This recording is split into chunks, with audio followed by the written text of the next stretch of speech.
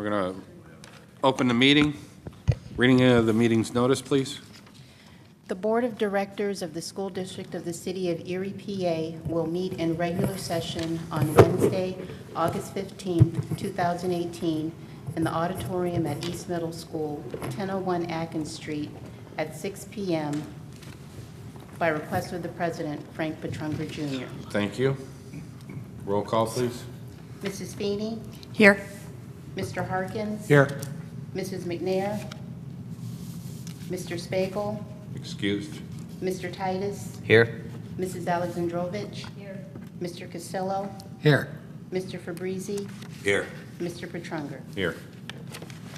We're going to have the Pledge of Allegiance read by Mr. Wachner, followed by a moment of silence for Gertrude Zalotowski, retired cafeteria worker, passed away on June 12, 2018.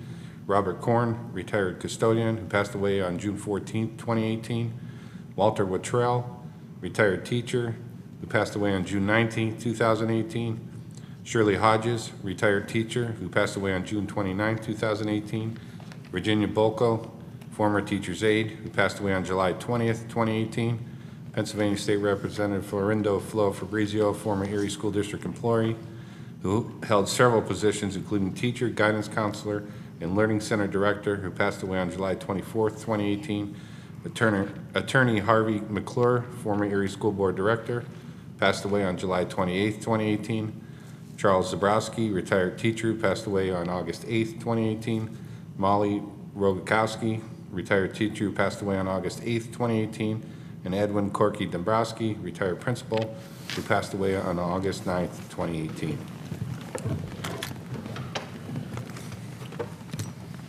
I pledge allegiance to the flag of the United States of America and to the republic for which it stands, one nation, under God, indivisible, with liberty and justice for all.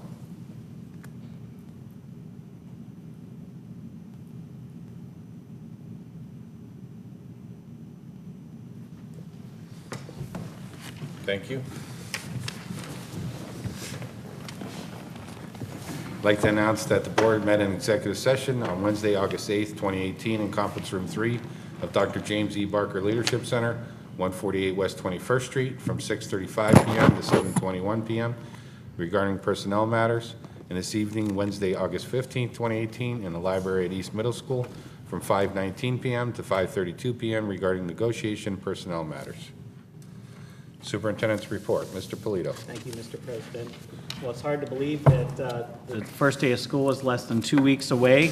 Students will be back on Monday, August 27th. And I want to remind parents and students of our new schedule. The start time for elementary students and middle school students is 8 o'clock a.m., and the start time for high school students will be 8:40 a.m. Our bus schedules with EMTA and in-house were finalized today and will be available at our schools and online on Monday, August 20th. Many of our schools are holding open houses next week. The schedule is also located on our website. Also, please remember that student immunization records must be up to date and submitted to the school prior to the first day of school, or students will not be able to start classes. And all of this information and more can be found on our Back to School portal at www.eriesd.org/backtoschool. I would also like to remind parents to keep contact information updated with your child's schools. This is critical so that parents receive information in the event of emergency and for regular ongoing communication with the school and district. And speaking of communication, we're excited to announce an update on our district website.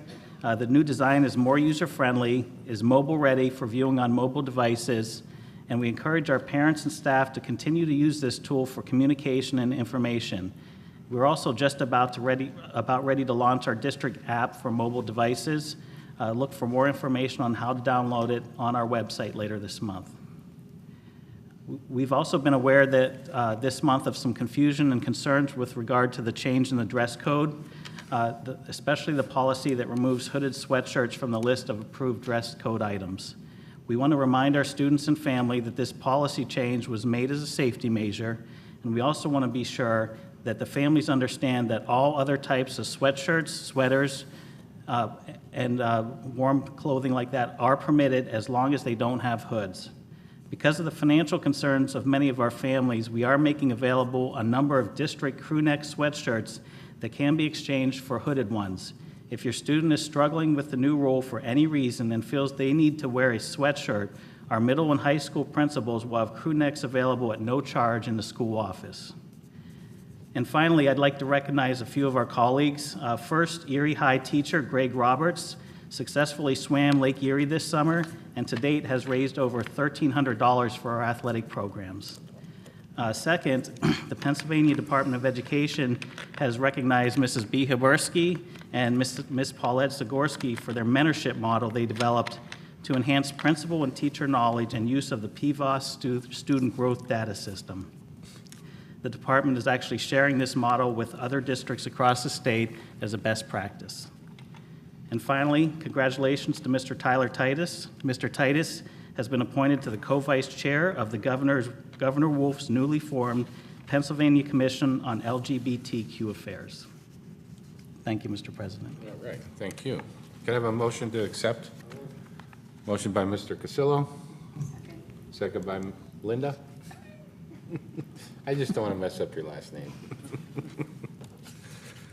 Any discussion? All those in favor say aye. Aye. Aye. Those opposed? Okay, hearing of citizens.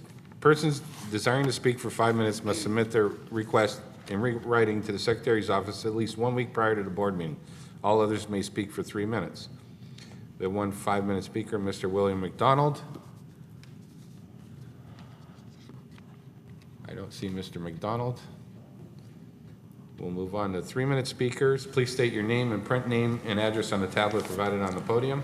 Do we have anybody who'd like to speak? Before I do my 3 minutes, I have copies for John, Frank, Brian, Tyler, and Tim, but I also have extra copies for the other directors too. I'll hand it over there.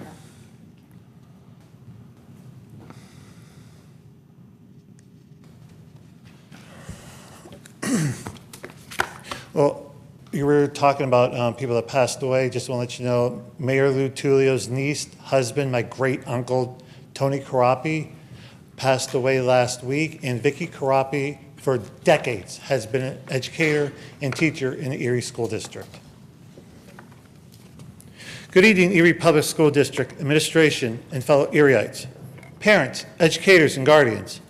I'm proud to be born this way. Have you heard those words when your child comes to you, they want to tell you that they believe in themselves and loving themselves and love someone of the same sex? This special moment where one chooses to live their truth and not in fear of judgment. We are taught to love God's children, and we should treat them the way we want to be treated. There's a practice called conversion therapy that is harming and hurting our LGBT youth, not just here in the Commonwealth, but worldwide. This practice emotionally, psychologically, and spiritually causes a severe problem. The Pennsylvania Fairness Act is one legislation we must pass, but the gay conversion therapy ban, House Bill 1177, is another that has possibly fueled the passion for hope, faith, and love around the Commonwealth. This would cease all tremendous terroristic kind of practices and a false narrative of curing their sexuality. The Pennsylvania State Education Association and the American Psychological Association both support this ban and type of practice. Cities such as Philadelphia, Pittsburgh, Allentown, Reading, Bethlehem, Doylestown, and State College have already passed similar bans. I've attached the following: the Human Rights Campaign 2017 State Equality Index, Erie's 2017 Municipal Equality Index. Our first index as a city from the Human Rights Campaign was in 2014 and 2016. We are ranked the lowest in the Commonwealth. The City of Reading's conversion therapy ban and your performance facts highlights of student achievement where it indicates about LGBT youth being harassed and bullied. Speaking of the PSA, I've attached a letter from Sam Tellerinko and EA Board of Directors in the Commonwealth of Pennsylvania supporting that they just had an event where 8,000 signatures supported their new business item 121. The closest chamber of government that bans this is Erie County, New York. By the way, whenever I was a co-regional director for marriage equality for Pennsylvania in 2013 through 2014, they were starting this conversation. But now they're the Pennsylvania Equality Project with David Moore. They have a strong petition of 8,000 signatures supporting this ban. All I'm looking forward to is you at the school board to pen a letter to the city of Erie, to the Erie County, supporting this ban. If you believe it's time to pass this much-needed legislation for the LGBT youth in Erie to thrive and set up for the youth in the city of Erie or Erie County, let's unify together to create a thriving and safe region for them to love, live, learn, and pray. Thank you. Thank you. Anybody else like to speak for 3 minutes?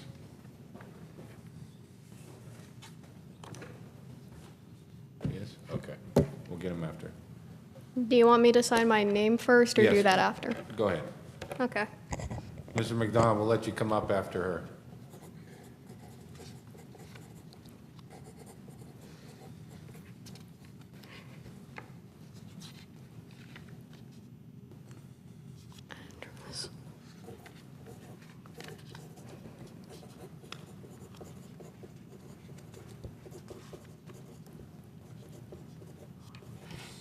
Okay. My name is Sophia Mavica. I am a junior at Collegiate Academy. I was looking for some clarification on the new dress code. I have with me a hoodie I have purchased from the school itself for my women's chorus. Would a hoodie like this be allowed to be worn despite what the general rule states? Not this year.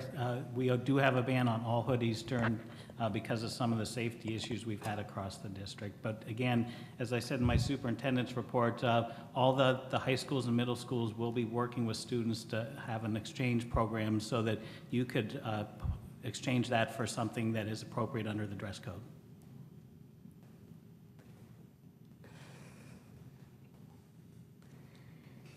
I paid over $40 for this hoodie, though. Why can't I wear it when the school itself allowed me to purchase it? Well, normally this isn't a back and forth here. This is just so you can express your opinion. We listen to it. Okay? We'd be more than happy to meet with you afterwards to talk in more detail about the reasons for the change in the dress code, though.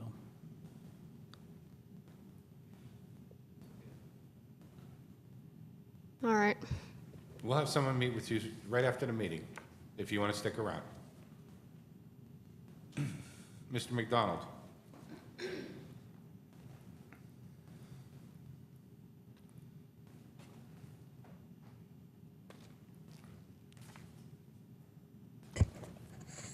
Good evening, Board. Good evening. I have a few issues, of course, you know that when you see me here.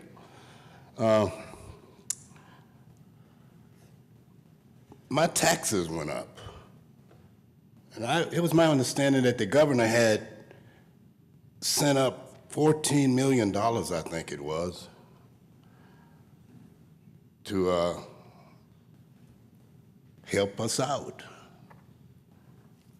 Is any truth in that, or am I just picking for straws? Did he send up 14 million? Can you answer me, please? Yes or no? Yeah, I was shaking my head, yes. Okay, well, you know, I know, but it's not, this isn't meant for a discussion back and forth. I understand that too, but, you know, I just have a question I wanted to ask. Because it was my understanding that we're supposed to get away from the property tax, and they're supposed to have a sales tax on all garments sold or, you know, whatever. When you go to the store, you pay a sales tax. That's supposed to take the place of the property tax. Is there any truth in that, I'm wondering? about the sales tax. Because, you know, our school tax is the highest tax. It's just, I don't know.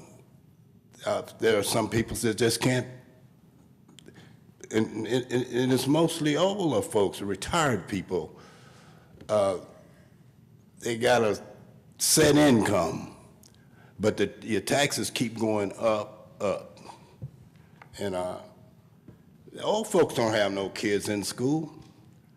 I was in Mississippi last year, and you don't have to pay no tax. When you get 65, you don't pay no more taxes, you know, land taxes and that. I just wish y'all would be a little bit more lenient on the old folks, because I done got old myself. I'm old. And them taxes kind of bothers me. I know if they bothers me, they got to bother other people. People just can't afford to keep taxes going up. They're losing their properties. And that's not right. That's not right. And you know it's not right. We done paid taxes all these years. We done scuffled to hold on to this property, this dump we got. Of course, most of us, the poor folks, live in the ghetto. You're paying a high tax there for that dump you're living in. That just don't make sense to me. Look like there should be some kind of way that you could kind of be more lenient on the old folks, because we could use it. You don't want to lose your property. You done worked off. When you get old and go to the home want to take your property. It doesn't make sense to me. And then when you go to one of them homes, you can't hardly breathe in there. You're smelling that urine and whatever else. Those people are sitting around, they don't take care of those people for what they're getting paid for. It doesn't make sense. And you all should be looking in on that yourself. I went to this home, Golden Living, I think it was. My gosh, it smells so bad up there. People are paying all of that money, and they're not getting no good treatment. Some of those people, they can't go to the bathroom themselves. Some of them got them diapers on, but those diapers should be changed. They could be treated better than that. They're human beings. They're just like you. You're gonna get old someday if you keep on living. I promise you that. Some of you won't make it as far as I am. I'm 85. I'm 85. And I feel 100 sometime, and then I feel young. But I thank God. I thank Him every time I think about how good He's been to me. I'm not preaching to you, but I'm just expressing myself. You probably, some of y'all don't even think about God, but I think about Him all the time. Because I remember when I was coming up, times was hard. I come up on welfare. Yeah, I got it. I come up on welfare. Mr. McDonald, your time's up. Oh, I didn't know apologize. that. Yes. But We thank you for your opinion, though. well, I thank you for your time. Thank you, sir. Next time I'll get to my points, because I'm not halfway there. Y'all have a good day. Thank you. Anybody else like to speak for 3 minutes? No, we'll move on. Any reports of committees or liaisons? Yes. So with the land bank, at our July meeting, it was reported that through the efforts of Councilman Witherspoon and through the efforts of Councilman Mirsky, the land bank was awarded a $5,000 grant from the city of Erie to help with some clerical work that we're doing with the land bank. We are also working on intergovernmental agreements now with both the school district and with the county, and we'll be meeting with Mr. Pernicki and Superintendent Polito in the near future to answer any questions that they have about those agreements. On my vocational committee, I just wanted to compliment or thank the Penn State Master Gardener Association. This summer, they were at the 10 elementary schools facilitating lessons with teachers. Some of them were actually teaching lessons, working in the gardens. They will be at the open houses next week to meet with the families and talk to them about our garden initiative. I've also been working with Ms. Habersky and Doreen Petrie from Collegiate Academy, also Dan Dahlkemper, who's on the vocational committee on a K through 12 horticulture pathway. So that's in the works, and the Penn State Master Gardeners will be a part of that. And then finally, today I was able to attend the House Democratic Policy Committee hearing on the topic of technical education and career readiness. The panelists were Dr. Fred Walker, Joe Tarasovich, and our own Pam Mikowski, Director of Career and Technical Education and Adult Education for Erie Public Schools. Just wanted to compliment Pam Mikowski. She did an outstanding job, and she represented us very well. One of the things that they're issues that we need to look at within our own career technical training is that 50% of our workforce in the areas of plumbing, electricity, the people that work at the cracker plant in the Northwest region are set to retire in the next several years. So I think it's important that we continue to focus on career and technical education and career readiness, and I'm very thankful that we have somebody of the caliber of Pam Mikowski leading us. Thank you. Go ahead, Tyler. As the community liaison, I had spoken with several families recently. A lot of the concerns were brought forth tonight just about the hoodie stuff, and we talked about it at the board. So I commend the board, just for hearing and talking with everybody just about this and hearing the students out. But what I wanted to call, again, compliments to is I had several students come to me over the past 3 or 4 months just talking about their concerns or their fears, I guess, about the physical education. And B had helped me set up a meeting just to talk with our physical education department, and I was really blown away by how trauma informed, how ahead of the game they are, and I was happy to know that they're going and they're taking the program that they have created, and they're going to go out and teach other schools, that we are a model for them. And I do think that it's important for us to note that our physical education department, especially with the aquatic element being added, is going above and beyond to make sure that kids feel comfortable, to make sure that kids feel safe, not just kids who are dealing with gender identity stuff, but kids who are dealing with trauma backgrounds or have body dysphoria or other things that they're going through. That I really can't sing enough praises for that department for doing that.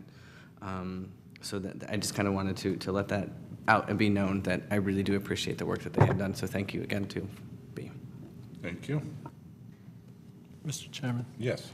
I have some information I'd like to share with your permission, but it's not an official committee report. That's all right.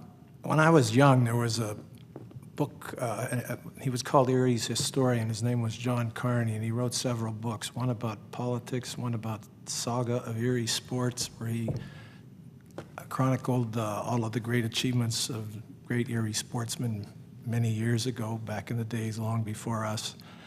And then he also had one called Tales of Old Erie.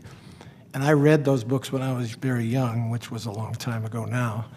But included in there was the name of a guy, William du Maurier. And I had an awareness of him, but I'd long forgotten it. And I went to the Jefferson Society a week ago, and I didn't even realize that that was the same guy I had read about. But anyway, this presentation was about William du Maurier. And the title of the presentation was Erie's Forgotten Educator and Servant Leader. And the woman who presented was Ann Silverthorne, an Erie resident, an Erie native. And she had come across a book of poetry that this man had written, and she found it at a garage sale with a note on the inset that said, "If anyone finds this, please return it." She found it long after his death, but he put that in there because it was personal to him. She found that book, I guess the word is, it was serendipity. She found it and from then on, she spent 10 years researching this guy's life because reading the poems that he wrote, she just got fascinated with his story, and she really dug into the history. And I won't take up too much time to say everything that I heard, but it was fascinating. He wasn't born in Erie. He was from upstate New York, and he grew up on a farm, and his original mission was to be a preacher. I think he was a Presbyterian. But he got hired in Erie, Pennsylvania as a teacher at the Erie High School that used to be on the corner of 10th and Peach, the southeast corner of 10th and Sassafras, excuse me. And it was, as I recall, a 5-story building. It later became Central High School, then it became Tech High School before the new Tech Memorial was built in 1960. Anyway, he taught at the original Erie High School, and a few years later, he was, Academy High School opened in 1919, and he was hired to teach there. And from then on, that was around the time, maybe a year or two prior to the stadium being built. And the city had its big flood in 1915. Academy opened in 1920, or 1919. In 1920, the Mill Creek Tube enclosed the creek that runs underneath it. And then there was a drive to create a stadium. And this William du Maurier led the effort to create and fund the Erie Veterans Memorial Stadium, which was dedicated on Armistice Day in 1917, no, 19, I'm sorry. I'm going to get too hung up on details and miss the point. He was a teacher, he was a counselor, and he was a poet, and he was a fundraiser. He led the effort to establish the stadium, and once that was done, they took a look at the property where Roosevelt Middle School is now, and they wanted to have an athletic field there, and it became Ainsworth Field, but there was plans that Mrs. Silverthorne showed at the presentation that detailed something very different than what Ainsworth ended up being. That in itself was fascinating. But anyway, he played a major role in the establishment of Ainsworth Field, although he was shooting for something different. John Carney, that historian, credited this man, William du Maurier, with putting Erie sports on the map. He was around at the time when high school sports were being established and chosen, and some great coaches. There was Ock Anderson, and his brother was Gus Anderson, for whom McDowell football field is named. Ainsworth himself. There was all these big guns in Erie's past. Academy High School was new, and he established and directed the Academy Choir. And outside of that, he was involved in choral activities in the community. He initiated debate clubs, programs at Academy High School, established yearbooks, there hadn't been any, and he had a role in vocational education.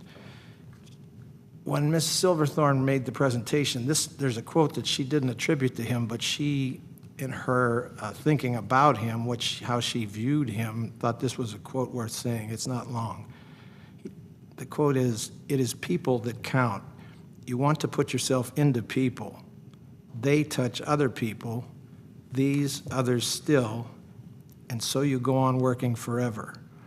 That wasn't his quote, but this Ann Silverthorne thought that fit him, and there's others that I won't mention at the moment. But this guy was a giant in establishing things that we've taken for granted, and I don't know where it'll go from here, but I spoke to her niece yesterday, and I suggested that maybe Mrs. Silverthorne would like to make a presentation to us. But I think it behooves us, and we should find a way to honor this guy, because when we honor such people, we make students who walk the halls at the schools aware that people like this walk the halls where they are, that they can aspire to do things, and that some of these things that we take for granted, somebody envisioned and worked to make them happen. And as I said, if you unplug this man from some of those things that we've taken for granted, the choir, the poetry, the Ainsworth, the stadium, all those things, we'd have a very different, maybe they would have happened anyway, maybe at a different time in a different way, but anyway, this guy is a giant in our school district's past, and I'll stop there, but anyway, he wrote this poetry that grabbed her, and it really does grab you, and that's what caused her to look into who this guy was and what made him tick, and it was a fascinating story, and as I said, I'm going to ask her niece to invite her to one of our subsequent meetings to explain a little more. And I hope someday we can find a way to acknowledge this guy and memorialize him. I think sometimes we hand out memorials pretty cavalierly, and sometimes we dilute the honors that we want to bestow on people. But here's a guy that shouldn't be overlooked, and that's all I wanted to do was share that story, and I appreciate it. Thank you. There's nothing else. I'll entertain a motion to accept. So moved. Moved by Mr. Harkins, Second? second by Ms. Feeney. All those in favor? Aye. Those opposed? There is no unfinished business. We'll move on to new business. Mr. Chairman, Mr. Harkins? I move we adopt the new business item 6 in its entirety, along with the supplemental new business that's item 7, it's in its entirety. Motion by Mr. Harkins, second by Mr. Cassillo. Any discussion? Roll call, please. Mrs. Feeney? Yes. Mr. Harkins? Yes. Mr. Titus? Yes. Mrs. Alexandrovich? Mr. Cassillo? Yes. Mr. Fabrizi? Yes. Mr. Petrunger? Yes. Approval of the minutes from June 20th, 27th, 2018. Move we approve them? Motion by Mr. Harkins, Second. second by Linda. She beat you. Any discussion? All those in favor say aye. Aye. Opposed? Bills and payroll. Move we pay them as presented? Motion by Mr. Harkins, Second? second by Mrs. Feeney. Any discussion? Roll call, please. Mrs. Feeney? Yes. Mr. Harkins? Yes. Mr. Titus? Yes. Mrs. Alexandrovich? Yes. Mr. Cassillo? Yes. Mr. Fabrizi? Yes. Mr. Petrunger? Yes. Report of the secretary. To a motion to accept the report. So moved. Mr. Cassillo, Second? second by Mr. Harkins. Any discussion? Roll call, please. Mrs. Feeney? Yes. Mr. Harkins? Yes. Mr. Titus? Yes. Mrs. Alexandrovich? Yes. Mr. Cassillo? Yes. Mr. Fabrizi? Yes. Mr. Petrunger? Yes. Award on bids. We have one award for a bid for 2018-2019. Move we award them as recommended? Motion by Mr. Harkins, Second. second by Mr. Titus. Any discussion? Roll call, please. Mrs. Feeney? Yes. Mr. Harkins? Yes. Mr. Titus? Yes. Mrs. Alexandrovich? Mr. Cassillo? Yes. Mr. Fabrizi? Yes. Mr. Petrunger? Yes. Is there any other matter? Mr. President, Yes, Mr. Fabrizi. I just want to say this is the time of year when the schools are being prepared, and many of our employees are working very hard right now to get things ready for the kids. And I just want to acknowledge that fact and thank them for all their work. The teachers are getting ready, the non-instructionals are cleaning up things, and the buses are making their runs. So I just wanted to acknowledge that and thank them for their diligence. Thank you. Thank you. Anybody else? Mr. President? Yes. I had the opportunity to participate and serve Erie last week, or a week and a half ago, over at Piper Burley. I just want to thank the Erie community for all of their efforts, and particularly Marcus Atkinson for organizing, Erie Insurance, who's been a great community partner for over 31 years with Piper Burley. The work that was done in that building is just incredible, and I encourage everyone to go over and take a look. There's beautiful murals that have been on the walls upstairs that the students voted on. There's a planetary mural on the one wall in one wing, and then in the other wing there is a mural of this downtown area of Erie, which is absolutely fantastic. A.J. Noyce was the artist who designed it. And then in the library, there also is a beautiful mural and a special reading area that was built. So again, it's just wonderful how great our community is, and that our community wants to give our students hope and a place where they are excited to come and learn. So it was an honor to work with those people. Thank you. Anybody else? If not, I would like to say that, I mean, I received a lot of emails from kids about the hoodie situation, and I just want them to know that we don't sit up here as a board and just make split decisions. We have long conversations. There was a committee formed by administrators, principals of all the buildings, and a discussion, and we actually had discussions on this many times. We're not just sitting up here just making snap decisions. I mean, everybody cares about what goes on in our schools that are up here. Same with the taxes. We all live in a city. We all, if taxes are raised or if taxes go up or whatever may happen, we all are affected by it. I think sometimes people forget that we're just like everybody else, even though we sit behind this table up here. So I just wanted everybody to know that we do take every issue that comes in front of us and have very long, sometimes, discussions and a difference of opinions, but in the end, come together and make the best choice for the kids in the schools. So that's all I wanted to say. Mr. Chairman? Yes. You're right, and I agree with you, and I'd like to say that my support of the hoodie change is based on the fact that I think it's common sense. It doesn't say that the students can't wear them, they just can't wear them during school hours in class and in the halls between classes. So if they're cold, there's sweaters and sweatshirts without hoods, and there's it's done with the intent to make the school safer and less of a threat to somebody with bad intentions. So that's the basis on which I support it, and I think that's true of all of us. And as far as what Mr. McDonald was getting at, yes, we did get $14 million, but it was far short of what we justified to them we should have gotten, and which has been denied us for a period of many years. And the governor did try to want to replace the property tax with the sales tax, but he just didn't get support in the state legislature to do that. That's where that decision is made, not here. Thank you. And don't forget to send someone to talk with her. So at this point, I'll take a motion to adjourn. Moved by Mr. Cassillo. Second by Mr. Fabrizi. All those in favor say aye. Aye. Meeting's adjourned.